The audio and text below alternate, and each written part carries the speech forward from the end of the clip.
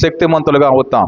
కానీ మన శక్తిని బట్టి అయితే మనము సాతాన్ని ఎదిరించడానికి మనకి బలము చాలదు, శక్తి చాలదు. ఎందుకంటే మన శక్తి కన్నా సాతాను శక్తి గొప్పదై ఉండిద్ది. మన శక్తి కన్నా సాతాను శక్తి గొప్పది. అంటే సాతాన్ని ఎదిరించడానికి మన శక్తి, మన బలము చాలదు. కానీ దేవుని బలం మనలో ఉందనుకోండి, దేవుని బలం మనం ఉంటే, దేవుని శక్తిని మనం పొందుకుంటే అపవాదిని ఎదిరించవచ్చు, సాతాన్ని కూడా ఎదిరించవచ్చు.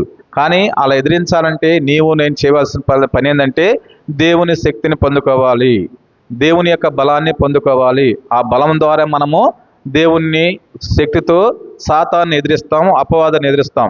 అపవాది ఎప్పుడు కూడా కుయుక్తి పొందుతాడు, అలాగే కుయుక్తపరుడు. అలా అపవాది ఎప్పుడు కూడా మనల్ని నాశనం చేయడానికి చూస్తాడు. మనము అపవాది యొక్క తంత్రాలని, అపవాదిని ఎదిరించాలంటే మన శక్తి, మన బలము చాలదు, కానీ దేవుడి యొక్క శక్తి, దేవుడి బలం కావాలి. ఉదాహరణకు మనం జ్ఞాపకం చేసుకుంటే కొంతమందిని అపవాది బంధిస్తాడు. ఎలా బంధిస్తాడంటే కొంతమందిని తాగుడు అనే బంధకాలతో బంధిస్తాడు, అలాగే అనారోగ్యం అనే బంధకాలతో బంధిస్తాడు, అలాగే పాపం అనే బంధకాలతో బంధిస్తాడు. ఎవరు? అపవాది, సాతాను.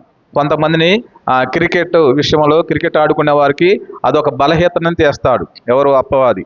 అలాగే ఫుట్బాల్ అనే ఆడే విషయంలో ఎక్కువగా అదే పనిగా వెళ్తారు. అది ఒక బలహీనత వాళ్ళకి. అంటే ఇవన్నీ కూడా బలహీనతలు ఎవరు చేసేదంటే అపవాది ఏదో ఒక బలహీనతని మనుషుల మధ్య పెట్టి దేవుని దగ్గర రాకుండా దేవుని నుంచి దూరం చేయడానికి అపవాది అనేక పన్నాగాలు పొందుతాడు, కుయుక్తులు పొందుతాడు. కాబట్టి అపవాది దేవుని దగ్గరకు ఉండే పన్నాగాలు పొందినప్పుడు ఆ పన్నాగలను తప్పించడానికి దేవుడు ఏం చేస్తాడంటే దేవుడు ఒక సర్వాంగ కవచాన్ని మనకి ఇస్తాడు. ఆ సర్వాంగ కవచం ద్వారా మనము దేవుణ్ణి శక్తితో అపవాదిని ఎదిరించవచ్చు. ఉదాహరణకు మనం జ్ఞాపకం చేసుకుంటే కొంతమంది వ్యక్తుల విషయంలో త్రాగుడు అనే బంధకం ఉంటుంది. అలాగే ఇందాక చెప్పినట్లుగా డబ్బులు ఎక్కువగా వచ్చి ఆ డబ్బుల ద్వారా వారిని లోబరుచుకుంటాడు. అలాగే ఇంకా జ్ఞాపకం చేసుకుంటే కొంతమందికి పదవులు అనే వ్యామోహం ఉంటుంది. పదవులు కావాలి అంటారు. అదొక బలహీనత ఉంటుంది. అలాగే కొంతమంది పొగడ్తలు అనే అంటే వారు పొగడ్తలు ఎక్కువగా వారిని పొగిడితేనే వారు మంచిగా ఉంటారు. అదొక బలహీనత. అంటే ఇవన్నీ కూడా సాతాను చేసే బలహీనతలు. సాతాను కూడా విడిపించబడాలంటే మొట్టమొదటిగా మనం ఏం చేయాలంటే దేవుని శక్తిని పొందుకోవాలి, దేవుని బలాన్ని పొందుకోవాలి, దేవుడిచ్చే సర్వాంగ కవచాన్ని మనము ధరించుకోవాలి. ఉదాహరణకు మనం జ్ఞాపకం చేసుకుంటే ఒక యుద్ధ వీరుడు అంటే యుద్ధంలోకి వెళ్ళినప్పుడు శత్రువు అనేది వస్తాడు. ఏటి నుంచి అని రావచ్చు, 4 పక్కల నుంచి శత్రువు వస్తాడు. ఆ శత్రువుని మనం ఎదిరించాలంటే యుద్ధ వీరుడు వెనకరాడు, కానీ ఆ శత్రువుని జయించుకుంటూ ముందుకు వెళ్తున్నాడు. ఎవరు? యుద్ధానికి వెళ్ళిన వ్యక్తి, యుద్ధ సైనికుడు కానీ, యుద్ధ వీరుడు కానీ ఆ యుద్ధంలో గెలవటానికి ముందుకు వెళ్తాడు. కానీ ఎటు పక్క నుంచి వస్తే శత్రువు అయినా సరే ఆ శత్రువుని మనం ఎదిరించడానికి చాలా విషయాలు మనము వాడిని ఎదిరించడానికి కావాల్సిన శక్తిని కూడగట్టుకుని ముందుకు వెళ్తాడు, కానీ వెనకరాడు. అలాగే మనం కూడా అపవాదిని ఎదిరించాలంటే దేవుని వాక్య గ్రంథంలో నుంచి యాకోబు రాసిన పత్రిక 4వ అధ్యాయము 7వ వచనం ఒకసారి మనం జ్ఞాపకం చేసుకున్నట్టయితే యాకోబు రాసిన పత్రిక 4వ అధ్యాయము, కాబట్టి దేవునికి లోబడి ఉండుడి, అపవాదిని ఎదిరించుడి, అప్పుడు వాడు మీ వద్ద నుండి పారిపోవును. చాలు ఇక్కడ జ్ఞాపకం చేసుకుంటే, కాబట్టి దేవునికి లోబడి ఉండుడి, అపవాదిని ఎదిరించుడి, అప్పుడు వాడు మీ వద్ద నుండి పారిపోవును. మొట్టమొదటగా అపవాదిని మనం ఎదిరించాలంటే ఏం చేయాలంటే దేవునికి లోబడే బిడ్డలుగా ఉండాలి. దేవునికి లోబడం అంటే దేవుణ్ణి ధరించుకోవాలి, దేవుని యందు భయభక్తులు కలిగి ఉండాలి. ఎప్పుడైతే భయభక్తులు కలిగి ఉంటామో దేవుణ్ణి మనము శక్తిని పొందుకుంటామో అపవాదిని ఏం చేసేటట్లుగా ఉంటాం. అప్పుడు అపవాది ఏం చేస్తాడంటే మన యొద్ద నుండి పారిపోతాడు. భయభక్తులు కలిగిన వారిగా నీవు నేను ఉండాలి. భయభక్తులు కలిగి ఉండటం అంటే ఏంటంటే క్రీస్తుని మనము చూపించాలి, క్రీస్తు ప్రేమని, క్రీస్తు నీతిని కూడా చూపించాలి. మనము వాక్యం చదివినంత మాత్రాన, కానుకలు ఇచ్చినంత మాత్రాన, పాటలు పాడినంత మాత్రాన, లేకపోతే ఆదివారం చర్చికి వచ్చినంత మాత్రాన భయభక్తులు కలిగి ఉండటం కాదు. కానీ దేవుని యందు భయభక్తులు కలిగి ఉండటం అంటే క్రీస్తుని చూపించాలి, క్రీస్తు మనసు కలిగి ఉండాలి, క్రీస్తు ప్రేమను చూపించాలి, క్రీస్తు నీతిని కూడా మనము చూపించాలి. అప్పుడే మనము దేవుని యందు భయభక్తులు కలిగిన బిడ్డలుగా ఉంటాం. దేవునికి లోబడి ఉండటం అంటే దేవుని యందు భయభక్తులు కలిగి ఉండటం. అప్పుడు భయభక్తులు కలిగి ఎప్పుడైతే ఉంటామో అపవాదిని ఎదిరించినప్పుడు వాడు మీ యొద్ద నుండి పారిపోతాడు, మన యొద్ద నుండి తోక ముడుచుకొని పారిపోతాడు. ఎవరు? అపవాది. కావాలంటే మనం మొట్టమొదటి చేయవలసిన పని ఏంది? దేవునికి లోబడి ఉండాలి, దేవుని యందు భయభక్తులు కలిగిన వారిగా ఉండాలి. అపవాది ఎలా తిరుగుతున్నాడంటే పేతురు రాసిన పత్రికలో ఒక మాట అంటాడు. ఏమనంటాడంటే, అపవాది ఎవరిని మింగుదమా అని గర్జించు సింహంలాగా వెదుకుచూ తిరుగులాడుచున్నాడు. చదువుదాం వచనాన్ని. పేతురు రాసిన మొదటి పత్రిక 5వ అధ్యాయము 8వ వచనం.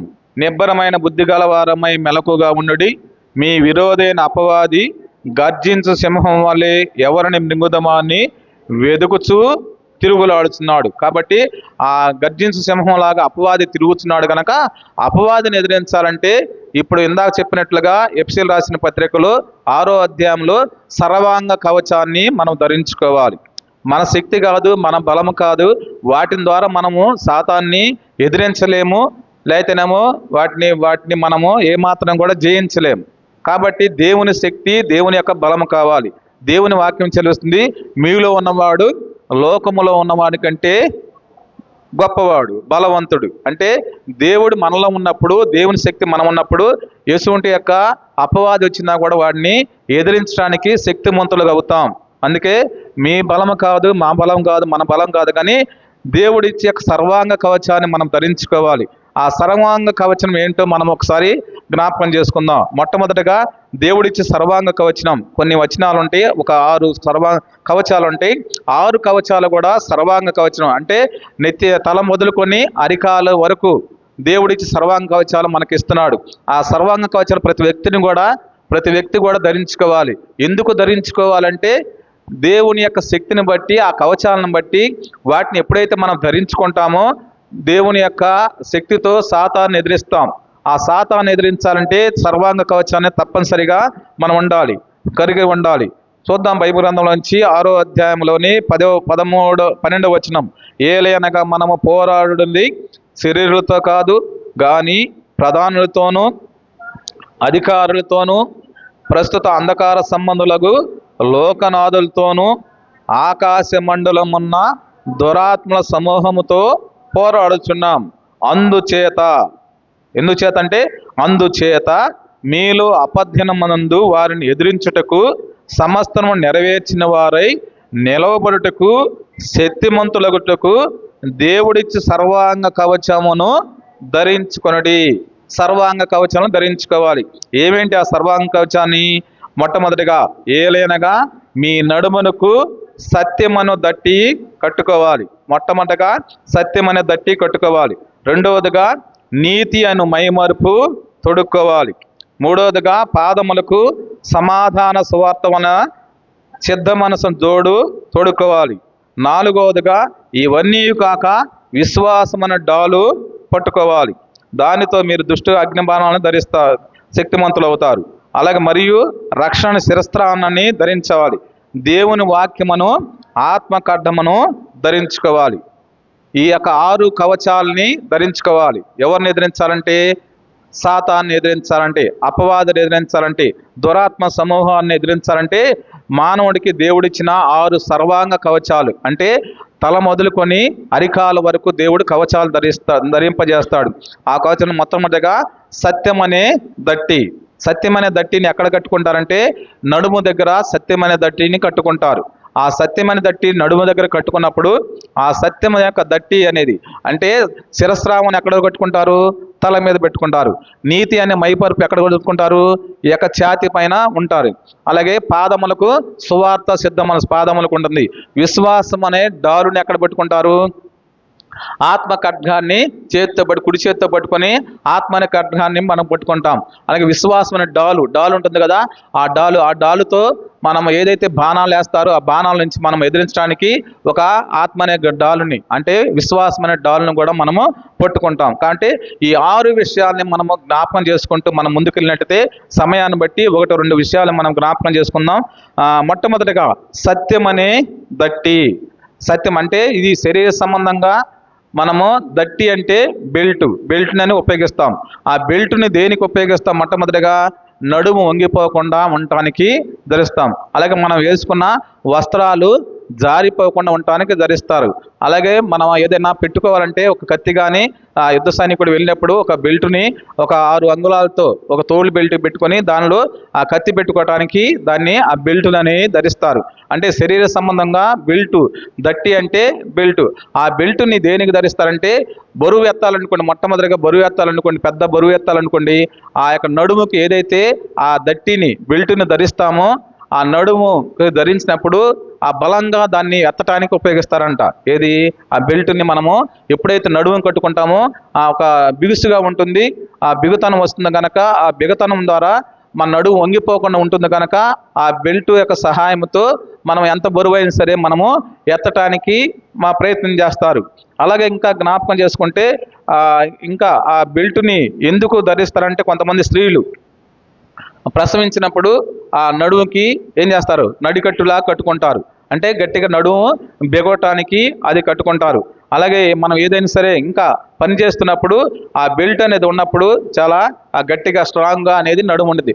నడుము గట్టిగా ఉంటేనే ఆ నడుముకు బెల్ట్ అనేది కానీ ఏదైనా సరే నడికట్టుగా ఉపయోగించే వస్తువు కానీ ఉన్నప్పుడే ఆ నడుము వంగిపోకుండా ఉంటుంది. అంటే మొట్టమొదటిగా అరికాల నుంచి మొట్టమొదటి ఏది రావాలి? శిరస్త్రాణం రావాలి. కానీ మొట్టమొదటి అంశంలో ఇక్కడ జ్ఞాపకం సత్యం అనే దట్టిని గురించి దేవుడు మాట్లాడాడు. ఎందుకంటే నడుము ఉంటేనే, నడుముకు వంగకుండా ఉంటేనే అన్ని అవయవాలు సక్రంగా ఉంటాయి. నడుము వంగిపోయి ఉన్నాం అనుకోండి, శిరస్సు అనేది నిలబడుతుందా? నిలబడదు. అలాగే నడుము లేకపోతే కాళ్ళు అయినా నిలబడతాయా? నిలబడదు. ఎప్పుడు మంచాలోనే ఏదో ఉంటారు. అలాగే మొట్టమొదటిగా సత్యం అనే దట్టి, ఆ బెల్ట్ దట్టి అంటే బెల్ట్ని మనం ఎందుకు ధరించాలంటే ఆ యొక్క అన్ని విషయాలు మనము బిగుతుగా ఉండాలని. అలాగే మన యుద్ధానికి వెళ్ళినప్పుడు సైనికులు కూడా ఆ బెల్ట్ని ధరించుకుంటూ ముందుకు వెళ్తారు. అలాగే ఆత్మ సంబంధమైన సత్యం అనే దట్టిని కూడా ధరించాలి, సత్యమును ధరించాలి. మొట్టమొదటిగా బెల్ట్ అనేది దట్టి అంటే బెల్టు, ఆ బెల్ట్ని శరీర సంబంధించినగా ఆ బెల్ట్ని మనం చూసాం. ఇప్పుడు సత్యం అనే యొక్క అంశముల విషయంలో జ్ఞాపకం చేసుకుంటే ఆత్మ సంబంధంగా మనం మాట్లాడుకోవాలి. ఇందాక శరీర సంబంధంగా మాట్లాడుకున్నాం, ఇప్పుడు ఆత్మ సంబంధంగా మాట్లాడుకుంటే ఈ లోకములో అంతా కూడా కొంత మోసంతో, అంటే మోసమైన వ్యాపారాలు చేస్తూ మోసంతో కల్తీతో ఉంటుంది. అంటే బియ్యంలో కల్తీ ఉంటాయి. అలాగే పళ్ళు మనగా ఏదైనా సరే మనం ఫ్రూట్స్ కొన్నప్పుడు వాటిని ఏవేస్తారు? ఏదో తీసుకొచ్చి కార్పెట్ కానీ ఏమైనా తీసుకొచ్చి దాన్ని మాగేస్తారు. మాగేసినప్పుడు పండ్లు కొద్దిగా మంచిగా అవి పాకానికి వచ్చినట్టుగా ఉంటాయి, అవి చూసి కొంటాం. కానీ అన్నిటిలో కూడా కల్తీయే, పాలలో కూడా కల్తీయే, బియ్యం కల్తీయే, కాఫీ పొడిలో కూడా కల్తీయే, అన్ని విషయాల్లో కూడా కల్తీ అన్నీ కల్తీయే. కానీ కల్తీల నుంచి మనము ఏం చేయాలంటే సత్యవంతులుగా ఉండాలి. దేవుని వాక్యం చెల్లిస్తుంది, యథార్థవంతులు ఆయనకి ఇష్టులు, సత్యవంతులు ఆయనకి ఇష్టులు. కాబట్టి సత్యం అనేది మనము దట్టిగా ధరించాలి. ఇందాక బెల్టుని ఎలా ధరించామో సత్యం అనే ఒక దాన్ని కూడా మనము ఒక బెల్టుగా మనము నడుముకి ధరించాలి. దేవుని యొక్క ఆత్మ సంబంధమైన సత్యమనే బెల్ట్ మనకి తప్పనిసరిగా కావాలి. దేవుని యొక్క గ్రంథంలో నుంచి జ్ఞాపకం చేసుకుంటే సత్యం గురించి కొన్ని విషయాలు మనం మాట్లాడుకుంటే యోహాను సువార్త 17వ అధ్యాయము 17వ అధ్యాయము 15వ వచనం నుంచి జ్ఞాపకం చేసుకుంటే దేవుని వాక్య గ్రంథంలో నుంచి యోహాను సువార్త, సత్యమందు వారిని ప్రతిష్ఠ చేయము, నీ వాక్యమే సత్యము. చదవండి ఇంకా. నీవు నన్ను లోకములోకి పంపిన ప్రకారము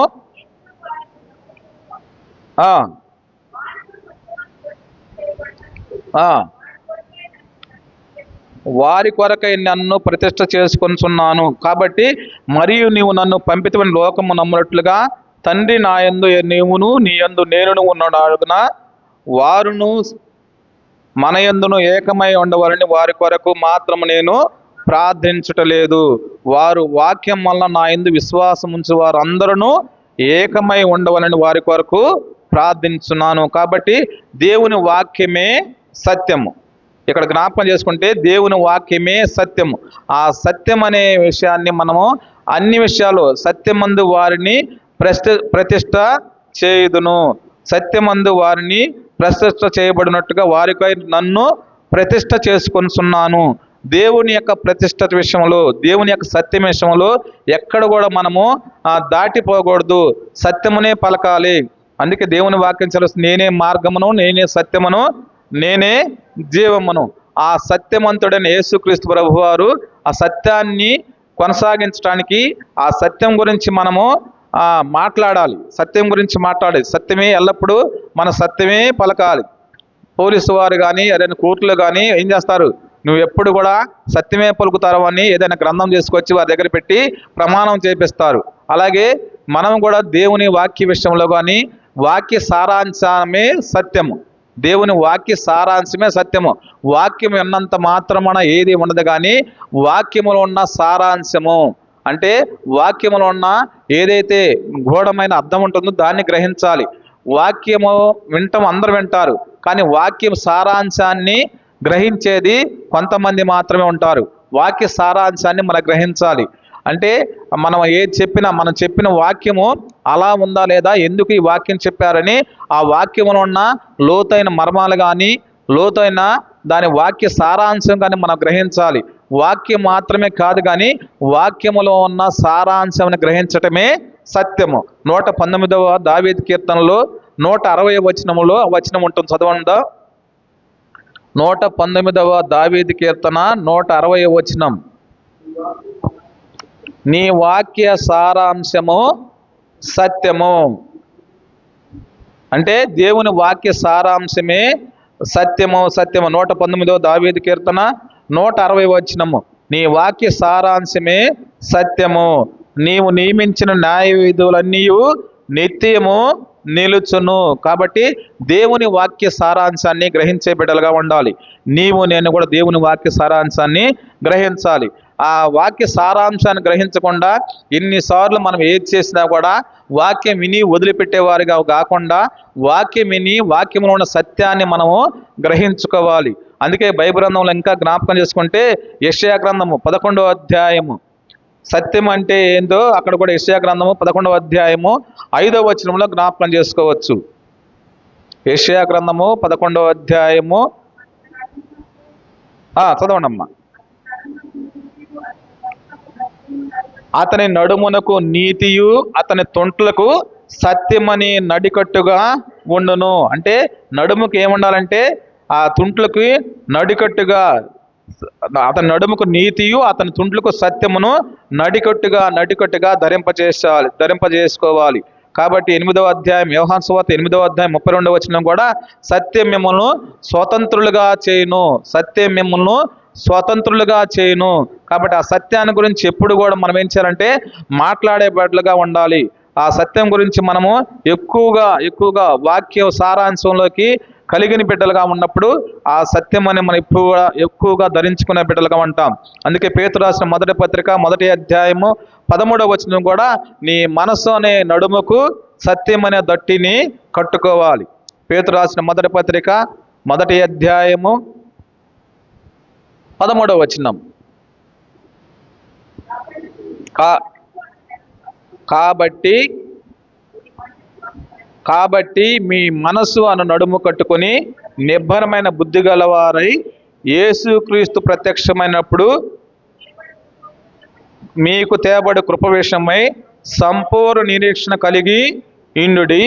నేను పరిశుద్ధుడై ఉన్నాను గనుక మీరును పరిశుద్ధులై ఉండడని వ్రాయబడి ఉన్నది. కాబట్టి మీ మనసు అనే నడుముకు సత్యం అనే దట్టిని కూడా మనము ధరింపజేసుకునే బిడ్డలుగా ఉండాలి.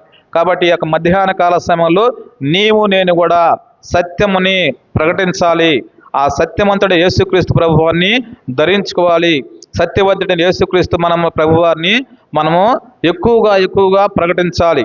అందుకే సత్యం అనేది ఎప్పుడు కూడా మారిపోదు, యథార్థత అనేది ఎప్పుడు కూడా సత్యం అనేది ఎప్పుడు కూడా ఒకేలాగా ఉంటుంది. ఎల్లప్పుడూ కూడా సత్యము ప్రకటించే బిడ్డలుగా ఉండాలి.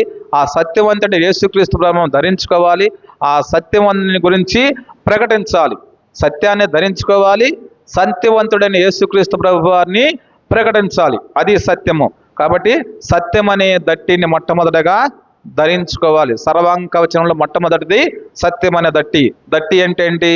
బెల్టు. ఆ బెల్ట్ని మనం నడుముకు ధరించుకోవాలి. అలాగే ఆత్మ సంబంధంగా చూసినట్లయితే సత్యమని కూడా ధరించుకోవాలి. రెండవదిగా మనం జ్ఞాపకం చేసుకున్నట్లయితే రెండవది అక్కడ ఏం జరుగుతుంది మనకి? నీతి అను మైమరుపు. రెండవదిగా నీతి అను మైమరుపును కూడా మనము ధరించుకోవాలి. ఉదాహరణకి నీతి అని మైమరుపు అంటే ఇక్కడ కవచములాగా నీతి అనే మైమరుపు మనకు ఛాతీ భాగంలో ధరించుకోవాలి. ఎందుకంటే లోపల ఉన్నది ఏదైతే ఊపిరితిత్తులు కానీ, గుండె కానీ, లివర్ కానీ అన్నీ కూడా పాడుకొని ఉండటానికి ఏదైనా మనం ధరించుకుంటాం. అలాగే ఆత్మ సంబంధమైన నీతిని కూడా మనం ధరించుకోవాలి. ఆత్మ సంబంధమైన నీతిని మనం ఎప్పుడైతే ధరించుకుంటామో, నీతిని కవచంగా ధరించుకుంటామో, ఆ నీతి వలన మనము ఎప్పుడు కూడా ఏదైతే మనకు లోపల ఉన్న అవయవాలు పాడైపోకుండా ఆ సాతాను చేసే అగ్ని బాణాల నుంచి మనము విడిపించబడటానికి, అగ్ని బాణాల నుంచి రక్షించబడటానికి ఆ నీతి అనే మైమరుపు మనకి సహాయపడుతుంది. ఉదాహరణకి జ్ఞాపకం చేసుకుంటే యెషయా గ్రంథము 59వ అధ్యాయము, యెషయా గ్రంథము 59వ అధ్యాయము 17వ వచనం. యెషయా గ్రంథము 59వ అధ్యాయము చదవండి. నీతిని కవచముగా ఆయన ధరించుకొనెను. కాబట్టి నీతిని కవచముగా ఆయన ధరించుకొనెను, రక్షణను తల మీద శిరస్రామముగా ధరించుకొనెను, ప్రతిదండనను వస్త్రముగా వేసుకొనెను, ఆసక్తిని పైవస్త్రముగా ధరించుకొనెను. వారి క్రియలను బట్టి ఆయన ప్రతిదండన చేయును, తన శత్రువును రౌద్రము చూపును, తన విరోధులకు ప్రతీకారము చేయును, దేపస్తులను ప్రతీకారము చేయును. ఇక్కడ నేను చెప్పేదంటే నీతిని కవచముగా ఆయన ధరించుకొనెను. కాబట్టి దేవుడు నీతిమంతుడు, మనము అనీతిమంతులము. దేవుడు నీతిమంతుడు కనుక ఆ నీతిమంతుడైన యేసుక్రీస్తు ప్రభువారు అనీతిమంతులైన మన కోసం ఈ లోకానికి వచ్చి మనందరూ కూడా నీతిమంతులుగా చేయడానికే మనకి తన అమూల్యమైన రక్తాన్ని, అమూల్యమైన శరీరాన్ని మనకు అర్పించాడు. దేవుడు నీతిమంతుడు, మనమందరం కూడా అనీతిమంతులు. నీతిమంతుల కోసమే, అనీతిమంతుల మన కోసం యేసుక్రీస్తు ప్రభువారు ఈ లోకానికి రావటం జరిగింది. కాబట్టి నీతిని కవచముగా మనము ధరించుకోవాలి. మన నీతి అన్నీ కూడా ఎలా ఉంటాయంటే మురికి గుడ్డలాగా ఉంటాయి. అవునా? మన నీతి కార్యాలన్నీ కూడా దేవుని యొక్క దృష్టిలో ఎలా ఉన్నాయి?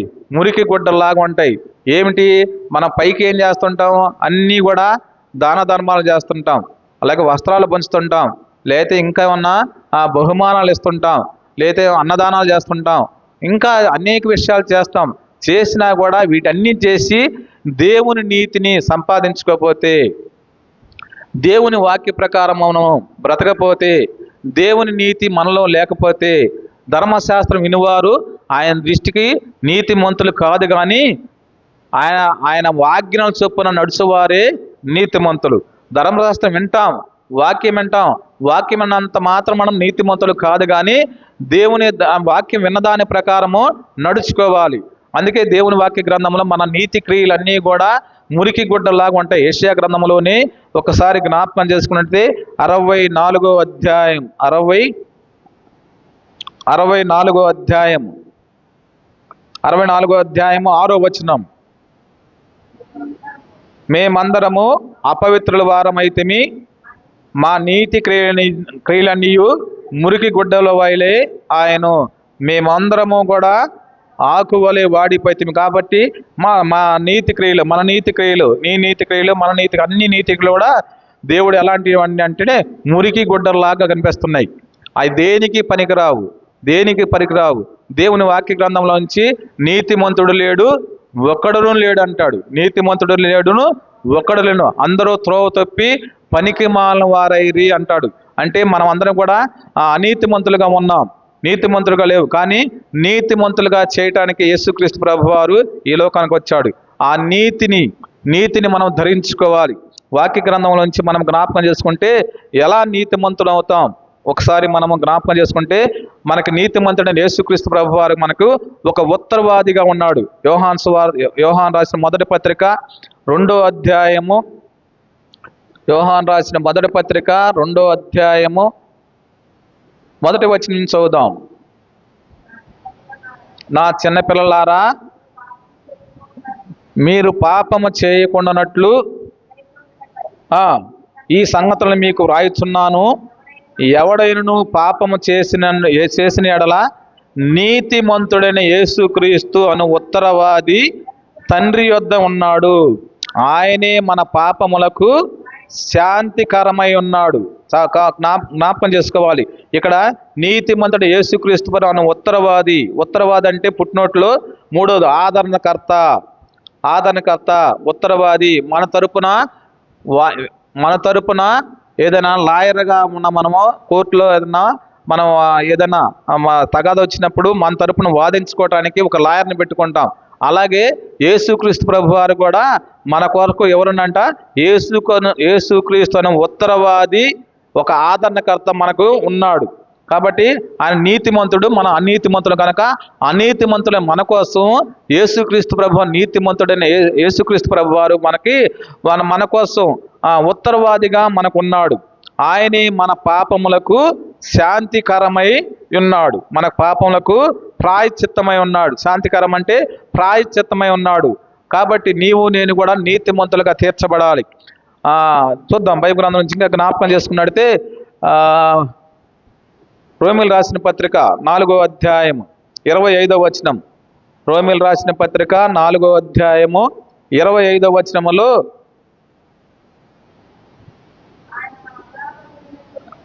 ఆయన మన అపరాధముల నిమిత్తము అప్పగించబడి మనము నీతిమంతులుగా తీర్చబడుటకై లేపబడెను. ఇక్కడ జ్ఞాపకం చేసుకుంటే యేసుక్రీస్తు ప్రభు వారు ఎందుకు మన అపరాధముల నిమిత్తం అప్పగించబడి మనం నీతిమంతులుగా తీర్చబడటానికే యేసుక్రీస్తు ప్రభు వారు లేపబడినట్టుగా జ్ఞాపకం చేసుకోవాలి. మన ఉత్తరవాది ఉన్నాడు, మన పాపములకు శాంతికరమై ఉన్నాడు, మనకి ప్రాయశ్చిత్తం చేయటానికి ఈ లోకానికి వచ్చాడు. ఆ చుంటి యేసుక్రీస్తు ప్రభు నీతిమంతుడిని మనము కవచముగా ధరించుకోవాలి. అందుకే నీతిని కవచముగా ధరించుకోవాలి. ఈ లోక సంబంధమైన నీతి కాదు, కానీ దేవుని నీతిని మనము ధరించుకోవాలి. దేవుని నీతి ఎలా వస్తుంది, ఎలా దొరుకుతుందో మనకు దేవుని అంటే ఆయన యందు విశ్వాసం వల్ల మనము నీతిమంతులుగా తీర్చబడతాం. అదే రోమీలు రాసిన పత్రిక 5వ అధ్యాయము 1వ వచనం. కాబట్టి విశ్వాసం మూలమున మనం నీతిమంతులుగా తీర్చబడి మన ప్రభు అయిన యేసుక్రీస్తు ద్వారా దేవునితో సమాధానము కలిగి యుందము. చాలు, ఇక్కడ జ్ఞాపకం చేసుకుంటే కాబట్టి విశ్వాసం వల్ల మనం నీతిమంతులుగా తీర్చబడతాం మొట్టమొదటిగా. రెండవదిగా ఆయన యందు ఆ నమ్మిక ఉంచడం ద్వారా నీతిమంతులుగా తీర్చబడతాం. 3వ అధ్యాయం రోమీలు రాసిన పత్రిక 3వ అధ్యాయము 22వ వచనం నుంచి చదువుదాం.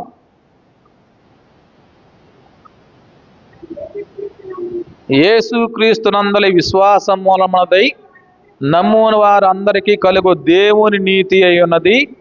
ఏ భేదము లేదు.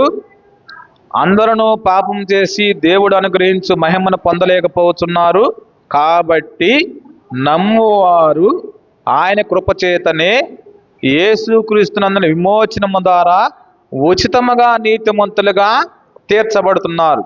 కాబట్టి దేవుని నీతిమంతులుగా ఎలా తీర్చబడతామంటే మొట్టమొదటిగా విశ్వాసం వల్ల నీతిమంతులుగా తీర్చబడతాం.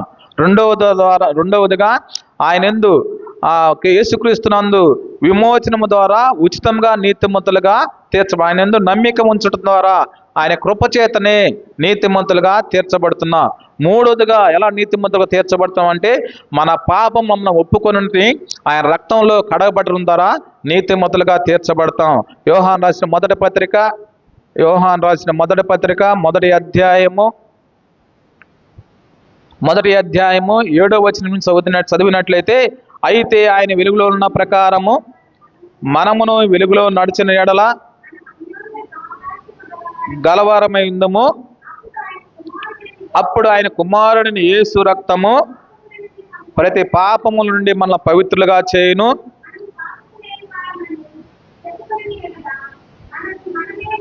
మోసపుచ్చుకుందాము మరియు మనలో సత్యముండదు.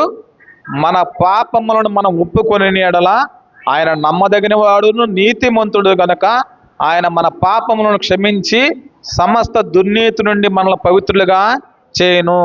కాబట్టి దేవుని యొక్క సన్నిధిలో ఉన్న మనము మన పాపాలను మనం ఒప్పుకొని ఆయన నమ్మదగిన వాడును